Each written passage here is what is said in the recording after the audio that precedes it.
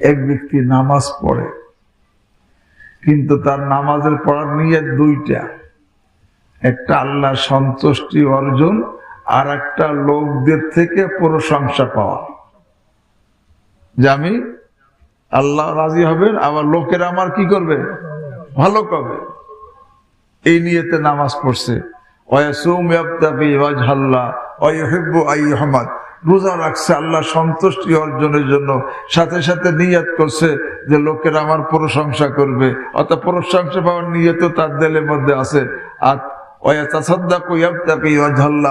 দান করছে আল্লাহ সন্তুষ্টি অর্জনের নিয়তে, সাথে সাথে তার প্রশংসাকে সে চায়।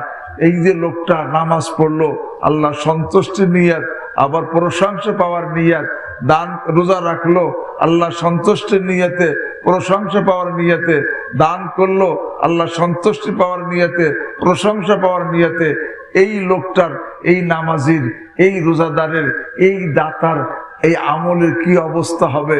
হযরত উবাদা ইবনে সামিত রাদিয়াল্লাহু তাআলা আনহুকে জিজ্ঞাসা করা হয়েছে, উনি কি উত্তর দিয়েছেন? লাইসা লাহু শাই। শুনে রাখো, এই নামাজি, এই রোজাদার, এই দাতা একটা নেকিও পাবে না। কেন? রোজা রাখে নাই, নামাজ পড়ে নাই, দান করে নাই, পাবে না কেন?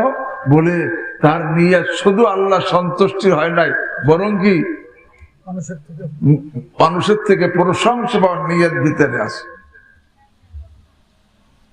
কারণ যে নাকি আল্লাহর জন্য আমল করে, আল মুখলিস আল্লাযী ইয়ামালু লিল্লাহ ওয়া লা ইউহিব্বু আন ইয়াহমাদাহু আন-নাসু আলাইহি।